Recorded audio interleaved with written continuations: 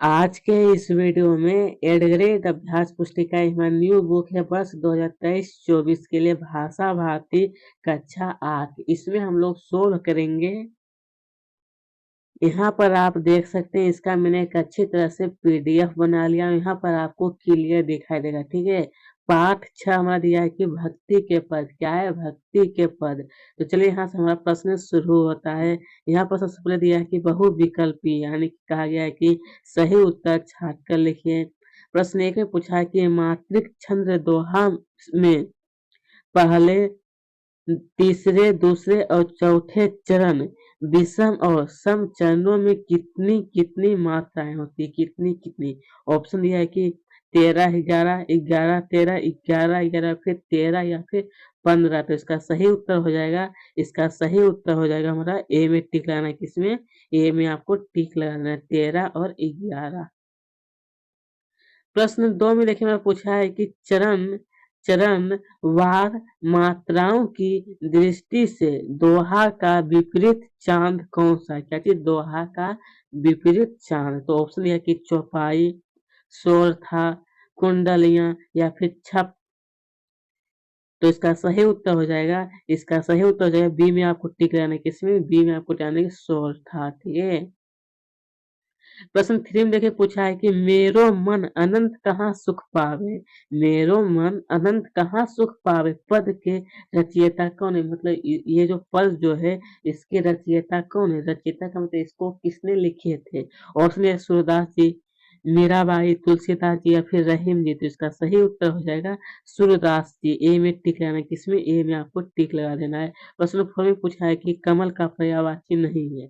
पूछा गया यहाँ पर कमल का पर्यायवाची नहीं। ऑप्शन दिया कि नीरज, जलज, अंडज या फिर पंकज। तो इसका सही उत्तर हो जाएगा अंडज। सी में टिक लगाना है। किसमें?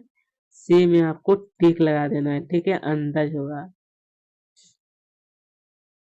अब इसके आगे बढ़ते हैं। इसके आगे देखिए मैं पूछा है कि यहाँ पे देखिए आपको क्लियर दिखाई देता होगा, ठीक है। इसके आगे में पूछा है कि अति लघुत्तरीय प्रश्न पूछा गया है। प्रश्न 5 में पूछा है कि अधम का उदारक किसे कहा गया है? क्या चीज? तो अधम का उदारक। तो इसका सही उत्तर लिखना है, इसका सही उत्तर लिखना है कि अधम का उदारक भगवान को कहा गया है। किसको? तो भगवान को। प्रश्न 6 में पूछा गया कि प्रभु जी तुम घन वन हम मोरा। पंक्ति में घन का अर्थ क्या है? क्या चीज? पंक्ति में घन का अर्थ। इसका सही उत्तर लिखना है कि इस पंक्ति में घन का अर्थ बादल है। क्या है? बादल। प्रश्न 7 में देखिए पूछा गया है कि गिरधर नागर किसे कहा गया? क्या चीज? गिरधर नागर। तो उत्तर में लिखना है कि गिरधर नागर भगवान श्री कृष्ण को कहा गया है। किसको? तो भगवान श्री कृष्ण को गिरधर नागर कहा गया है, ठीक है। प्रश्न 8 में देखिए पूछा है कि अम्बुज किसका पर्यायवाची शब्द है? क्या चीज? अम्बुज जो है किसका पर्यायवाची। तो इसका सही उत्तर लिखना है कि कमल का। किसका है? तो कमल का। अब इसके आगे बढ़ते हैं। इसके आगे देखिए हमारा पूछा गया है कि लघु उत्तरीय प्रश्न कैसा है। लघु उत्तरीय प्रश्न हमारा पूछा गया है। प्रश्न 9 में दिया है कि रेदास जी भक्ति किस भाव की है? रेदास जी की भक्ति जो वो किस भाव की है? उदाहरण देकर कहा है लिखने के लिए। तो इसका सही उत्तर लिखना है, इसका सही उत्तर लिखना है कि रेदास जी की भक्ति, जिसको दास यानी जिसको हम लोग सेवक भी कहते हैं, दास को क्या कहते हैं? सेवक। मैंने ब्रैकेट में यहाँ लिखा हूँ भाव की है, क्योंकि यह प्रभु को अपना दोस्त मानते हैं। प्रभु को क्या मानते हैं? तो दोस्त। अब इसके आगे प्रश्न संख्या 10 में पूछा है कि मेरो मन अनंत कहाँ सुख पावे। मेरो मन अनंत कहाँ सुख पावे पद के अनुसार सुख कहाँ प्राप्त होती है? पद के अनुसार। तो इसका सही उत्तर लिखना है कि इस पद के अनुसार सुख भगवान श्री कृष्ण की भक्ति में होता है। किसमें? भगवान श्री कृष्ण की भक्ति में।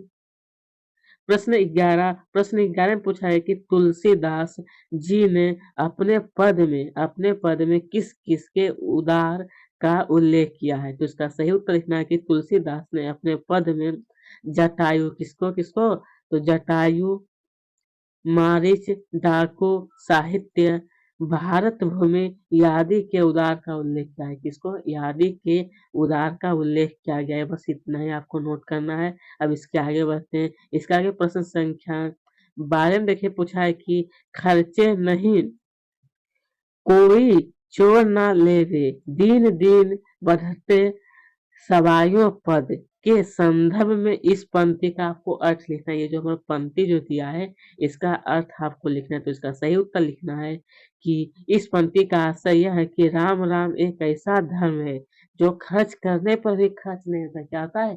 खर्च करने पर भी खर्च नहीं होता, ना ही इसे कोई चोरी ही कर सकता है, और यह धर्म दिन पर दिन क्या है? बढ़ता ही जाता है। क्या होता है? यह धर्म जो है दिन पर दिन बढ़ता जा रहा है। ठीक है, इसके आगे बढ़ते हैं अब। इसके आगे देखिए पूछा गया है हमारा कि दीर्घोत्तरीय कैसा है? तो दीर्घोत्तरीय प्रश्न संख्या 13 में दिया है कि भक्त रैदास ने भगवान से अपना संबंध स्थापित करते हुए किससे अपने को जोड़ा? क्या है? किससे अपने को जोड़ा है? तो इसका सही उत्तर लिखना है। देखिए इसका उत्तर में आपको लिखना है कि रैदास जी ने भगवान से अपना संबंध स्थापित करते हुए कहा है कि यदि आप चंदन है तो मैं पानी हूँ। क्या हूँ? पानी। यदि भगवान बादल है तो मैं मोर हूँ। आगे वह कहते हैं कि यदि भगवान बादल है हो तो मैं क्या हूँ? तो मोर। मैं मोर हूँ। इस प्रकार रैदास जी अपनी दास भाव की भक्ति को प्रकट करते हैं। क्या चीज? तो दास भाव की भक्ति को। इसके आगे प्रश्न संख्या 14 में पूछा गया है कि मेरो मन अनंत कहाँ सुख पावे। पद की व्याख्या का है कि 8 से 10 वाक्य में लिखी। क्या चीज? पद की जो व्याख्या दिया है इसको 8 से 10 वाक्य में लिखना है। तो फिर इसका सही उत्तर आपको लिखना है कि इस पद्यांश के माध्यम से इस पद्यांश के माध्यम से सूरदास जी कहते हैं कि मेरा मन प्रभु के अलावा और कहाँ सुख प्राप्त कर सकता है, और कमल के समान नेत्र वाले श्री कृष्ण भगवान से कोई अन्य भगवान से नहीं है। फिर लिखना है कि ऐसे देवता से दुनिया में कोई नहीं, ऐसा देवता जो दुनिया में कोई नहीं, वह मूर्ख उसी समान है जो प्यास लगने पर मीठे सागर को क्या कहता है? वो छोड़कर फी की तलाश करता है। किसकी? तो फी की तलाश करता है। बस इतना है। आपको नोट करनी है। प्रश्न संख्या 14 का उत्तर। तो दोस्तों यहीं पर इसका क्वेश्चन आंसर समाप्त होता है। अगर आपको अच्छी लगी चैनल को जरूर सब्सक्राइब करें, साथ में वीडियो को लाइक। अब हम लोग अगले वीडियो मिलेंगे, इसके लिए बहुत बहुत धन्यवाद। आपने इतना